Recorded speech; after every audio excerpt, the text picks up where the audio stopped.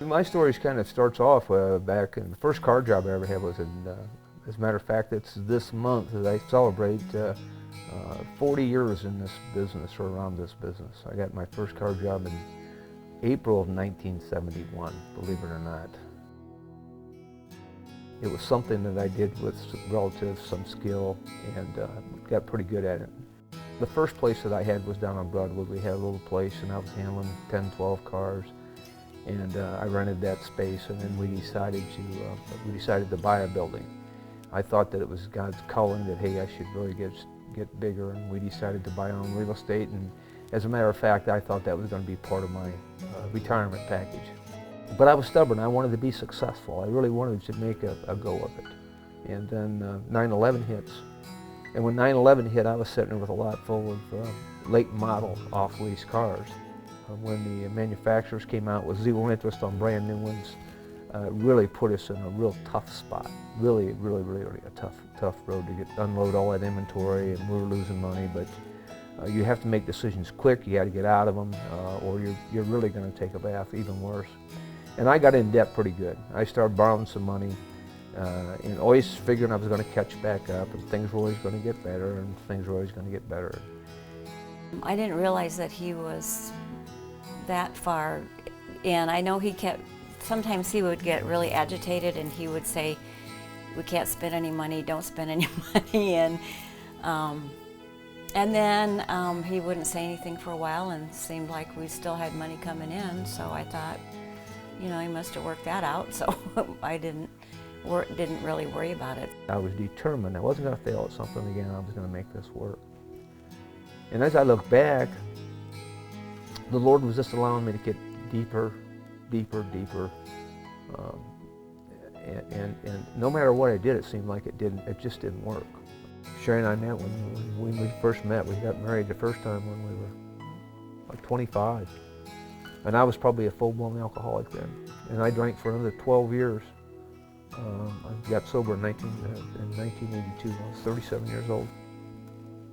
So I've had trouble with addictions, and also like to gamble. I gambled a lot back in the day.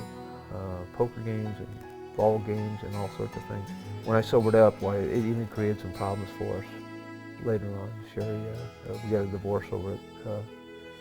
And I found the Lord, and because of it, we separated in '85. We were separated and divorced for a couple of years. And it was during that time that I found the Lord. I found Christ, and changed my life. And things changed, but as I went along, I quit doing the things that kept me straight, and I started falling back in some old habits. If we're not going forward, and I tell people this in the program all the time, we're never standing still. We're either going forward or we're coasting back. And I was coasting back. All the time I'm thinking, maybe you shouldn't be doing this. Maybe, because I'm isolating myself as well. I don't work with anybody else most times. I'm done by myself. And I'm not witnessing. I'm not doing anything about my Christian life. I'd come home at night and I'd just be deathly tired, and I'd sleep for 2 hours and wake up and I'd lay there all night, trying to figure out how I was going to get out of this deal. When I found out that he was really in trouble and he started gambling again, it really floored me. I really couldn't believe that he would do that again. The noose was really starting to tighten, and I started getting back in, and I decided that maybe that was the way for me to bail myself out. And I know I'm not supposed to be doing that. I know that that's the last thing I should be doing. I was worried because he wasn't coming home. He hadn't come home on time when he usually does.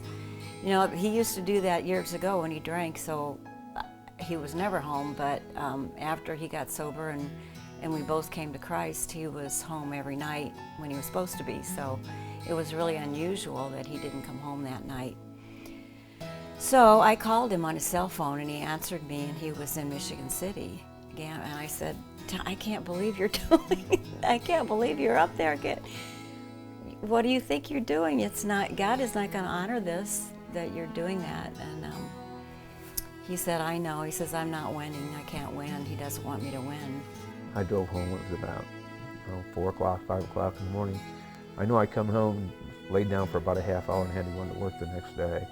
And because of that, some people in the Mets found out about it, and they asked me to step down from leadership, and which was right. There was nothing it was the right thing to do. It was, and I can't be up there trying to tell people how to get well, and I'm sick as a dog myself. I think he was fooling himself. He was trying to keep the business afloat. He didn't want it to fail, and he was just scratching and trying to do anything he could to keep it going instead of letting it go. So during this whole time, I might say this too. I did all the right things. I thought I was doing all the churchy things. I was going to church. I believed in Christ. Taught kids in Sunday school. Ushered. Many nets. Got involved in all kind of volunteer things. And I'm thinking to myself, why is this happening to me? I mean, I'm trying to live a good life. I'm trying to do good things. And it got to the point where I got angry about it. I got angry with God. And, it was almost like, well, hey, I'm doing my share here, and you ain't pulling your load. What's going on here? Why am I going down the tubes and I'm doing all this good stuff? So I'm one of those guys that says, be careful that you think you're standing firm, because you might fall.